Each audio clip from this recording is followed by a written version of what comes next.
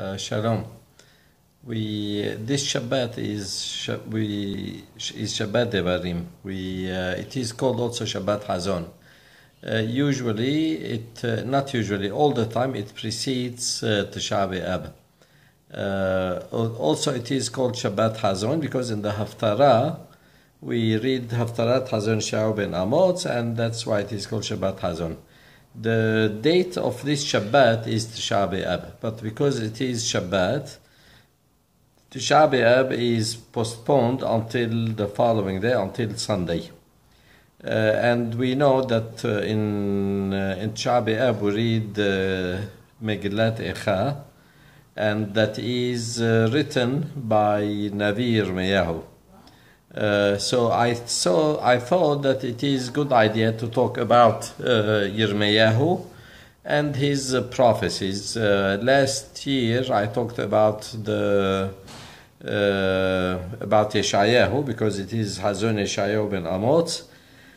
It would be, I thought, interesting to know more about the Nabi Yirmiyahu.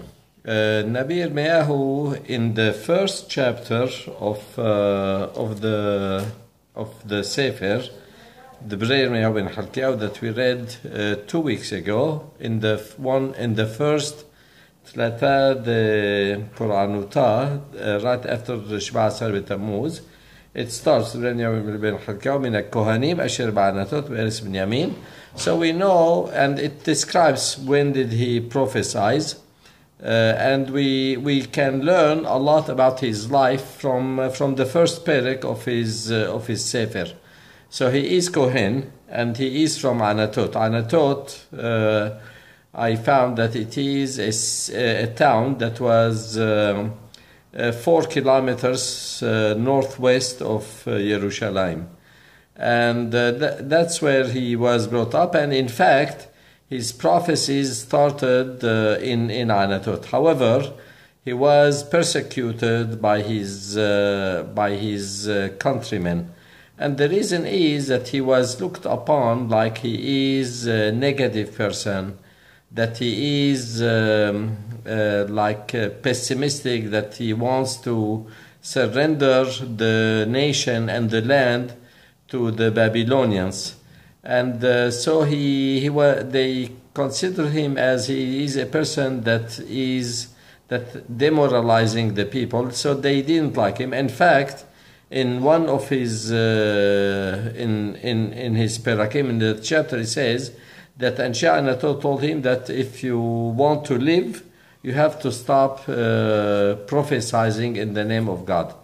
And so he left Anatot and he went to Jerusalem. In fact, a good part of his nebuah was in Jerusalem, and his nebuah was stranded over 4 years. Again, the first chapter of Yirmiyahu, it says that he prophesied during Yoshia ben Ammon and his 3 children, Yoahaz, Yehoyakim, and Tzidkiyahu. All of them are the children of Yoshiyahu. And also Yehoiachin, who is the son of Yehoiakim, also ruled during that period of time. So he prophesied during all that period of time. In the hours in the calendar, the calendar that we use every day, his nevuah started in 1627. Before the Common Era, and the first perek of Yirmiyahu says in the 13th year of the rule of King Yoshiyahu, he started his prophecies, nebuah, and we know that Yoshiyahu was tzaddik. In fact, he knew God. He had a spiritual tendency. But he didn't know much because his grandfather was King Menashe, that really removed any trace of Judaism almost from the land. Although towards the end of his life he did Teshuvah, and Ammon was not Yoshiahu's father was not too far distant from Menashe, as far as spirituality. So he didn't know much until there was an incident where they discovered that there is that Sefer Torah in Beit HaMikdash, and it was read to Yoshiyahu, and it kindled Teshuvah, it kindled again spirit of returning to God, and he removed all the Avodah Zarah, the idols, and all the matzevot, and there was revival for to go back to our roots. So that was him. However, his children, Yoshiyahu, did not take the same path that their father did, and again they went back to idol worshipping. So now we leave that on the side. We look at the geopolitical scenario that was dominant during the time of Yirmiyah. There was in the Mamlechet Ashur, the kingdom of Ashur, Assyrians.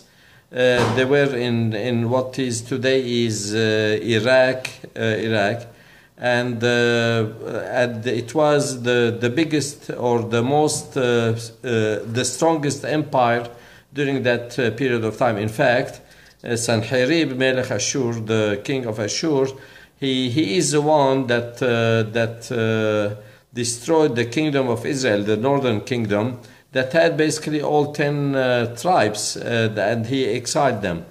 And he attempted to attack Jerusalem. However, during the Nebuah of Yeshayahu, he told Hiskiyahu Melech that don't worry about him, he's not going to be able to do anything. And in fact, he didn't. And we know the story that overnight all his army was decimated and died. So that kingdom was starting to decline. And in the meantime, the kingdom of Babylonia, that was a little bit to the south of that, started to ascend. And later on, it took over and it became the most powerful empire in the world during that time.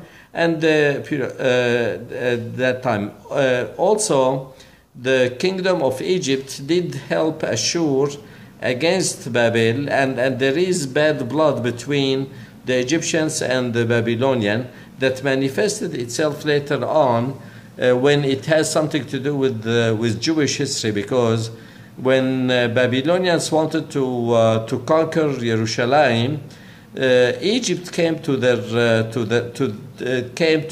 fight, not to the aid of the Jews, but to fight with the Babylonians until they lost in a famous historical battle called the Carchemish. And so all the hopes of the Jews that the danger and of the Babylonians will be removed were decimated. So in this atmosphere, Yirmiyahu had his prophecy. Basically, he told them that they have to return to Hashem, to reject all the idol worshippers. And not only that, he mentioned that they didn't observe Shabbat. There is a famous passage that we read it in Haftarat Perashat Mishpatim, where he said that they let the slaves free, but they recaptured them again, and he wasn't very happy about them. And many of the moral issues, moral and ethical issues that they were prominent during that time, they were practicing. And he warned them that if they continue with that path, it is a path of death. And he did prophesy that that death, that it is going to be on the hands of the Babylonians. His idea, his hashkafa is that to survive, they have to surrender to the Babylonians and try to have peace as much as possible with them until the Mamlechet Babel, the kingdom of Babel, will also fall apart. And in fact, he did, in his prophecy, he did say that this is exactly what is going to happen. And he had a semel, he had a sign that he threw through a clay vessel in the water to show them that this is how the end of Babel is going to end. And in fact, this is exactly what have happened. And the Parsim, Paras Umayyad, they took over their place. So so his hashkafa, his objective is that if they want to survive, they have to work and they have to surrender to the Babylonians. The Jews, and understandably so, they did not like this idea at all. They did not want to be vassal state to the Babylonians, but they did not want to change their ways towards Hashem, so Hashem will help them so they don't have to be vassal state and maintain their independence. It didn't happen. In any way, so Jeremiah started to prophesize in 1627 before the Common Era, and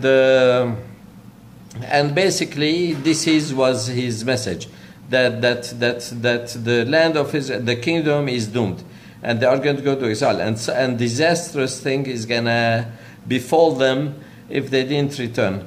And he wasn't saying it in a negative way. In fact, he was saying it in a most positive way, because he was worried about the fate of his brethren. And the proof to that is that when all his nevuot unfortunately took place and happened, he didn't say them, "I told you so, you didn't believe me, you look at me like I am negative and that I am not patriotic as much as you are." He didn't say that, just the opposite. He was given opportunity to go to Babel. He said, no, I'm going to stay with my brothers in Israel. And they put him with Gedaliah ben Ahikam. And later on, after the murder of Gedaliah on the hand of Ishmael, many of the Jews had to leave to Egypt, and he went with them. And in fact, he had Nebuot in Egypt. And so he is a person that he loved his brothers more than tremendously. He was taken that he is bad mouth, he is negative, but in fact he was the most positive person ever. Now, in fact, immediately after the Khurban, after the destruction of the temple, many of his prophecies were only nehamot, something consolation. In fact, they are not as any less of positive and uplifting nebuot as Yeshayahu. In fact, he is the one that did say, for example, that at the beginning he did say that there won't be that the Be'arei Yehuda B'chosot Yerushalayim Kol Tzazon, that it is going to stop. He is the same one. They say that Od Shama Be'arei Yehuda B'chosot Yerushalayim Kol Tzazon Ve'Kol Tzemcha. He is the one. We say that his haftarah on the second day of Rosh Hashanah, that we say it. I will find it. That Kol Baraman Shmani. He's the one that Komer al Masahim b'Midbar am Sid Har Hergoi Israel Merhak Hashem Avtiv Kevin Habtiv Hased. And he is the one that said Mekal Ben-Er, and that Rahel was crying for her children, and he did the one that said that they are going to return, and so on and so forth. In fact, even before the Khurban, there was an incident during the king of Tzidkiyahu. The Nebuchadnezzar surrounded Jerusalem, and Hashem told him that his cousin Hanamel ben Shalom is going to come to him, and he offered him to sell him a field, and he told him, go and buy it. And in fact, this next day Hanamel showed up, and he told him that I want to sell my field. The Babylonians are around, and I just want to sell it to you. And he bought it from him, and he gave him a good price, and he gave his scribe to register it where in the top, and where they register the real estate. And he did say that there will be all how do they say it exactly, that there will be again that the deals where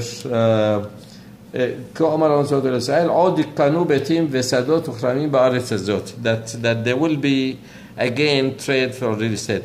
In fact, I believe that to a very large extent it did happen during the second coming, during Bayit Sheni, and it is happening in much more stronger way during this time. That this is what happened in the land of Israel. That I do believe strongly that it is Reshit Tzmichat Geulatenu. So after that, he wrote Yirmiyahu wrote three books. He wrote Sefer Yirmiyahu, of course. He wrote also Sefer Echa, the Lamentations, and he also wrote Sefer Melachim, the Kings 1 and 2. We do know that it was not divided into Aleph and Bet, A and B. It was one book, but in fact, Christian clergy made this division to make it easier to print and to write and to transmit. And I believe that the reason that more than likely he is the one who wrote it, because for two reasons. Number one, we saw from here that he prophesied during the last 5 kings of the kingdom of Judah: Yoshiyahu, Yoaz, Yoyakim, Yoyachin, and Tzidkiyahu. Also, clearly, it is very highly possible that he studied, he knew who is Ammon and Menashe and Hizkiyahu and so on and so forth until David and Shlomo. So he did know this, so he's very qualified to write that book. Furthermore, and probably this is more of a proof that he is the one that wrote Melachim, is that the last chapter of Melachim Bet, chapter 25, is identical to a chapter that is written in Sefer Yirmiyahu, indicating that he was behind writing both of them. In that chapter, it happened to be, he talked about Asara B'Tebet, Shv'Asar B'Tammuz, and Tisha B'Ab, and the story of Gedaliah ben Ahikam when he was murdered. So basically, Yirmiyahu is not only a prophet of gloom and doom. He is prophet of Nehamot. He basically, the formula and throughout the history is the same. That when we do the right thing, when we go in the Derech Hashem, we will be successful. There will be always obstacles, and there will be always impedances. We can overcome them, and we come out stronger. So now with coming of Tisha B'Av, unfortunately, today it's already Friday, so Mashiach is not going to come, and Shabbat he doesn't come. We are going to commemorate the